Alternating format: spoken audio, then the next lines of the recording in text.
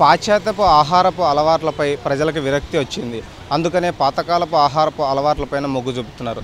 ఇందులో భాగంగానే విజయవాడలో మొదటిసారిగా చద్దన్నం స్టాల్ని ఏర్పాటు చేశారు. ఇది రాష్ట్రంలోనే మొదటి స్టాల్ అని చెప్తున్నారు. ఇద్దరు యువకులకు వచ్చినటువంటి ఈ ఆలోచన ఎలా కార్యరూపం దాల్చింది, ప్రజలకు ఎటువంటి ఆహారాన్ని ఇక్కడ అందిస్తున్నారో వారి మాటల్లో తెలుసుకుందాం.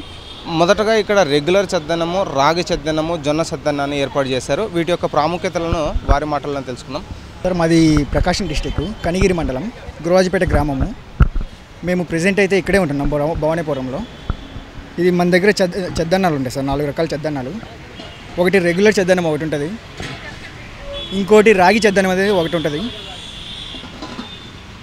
ఇంకోటి కొర్రల చద్దన్నం ఒకటి ఉంటుంది, ఇంకోటి జొన్న చద్దన్నం ఒకటి ఉంటుంది, ఇంకా రెండేమో వేడిగా హాట్ పొంగల్స్ ఉంటాయి. ఒకటేమో అరికిలి పొంగలి, ఇంకోటి సాంబల పొంగలి.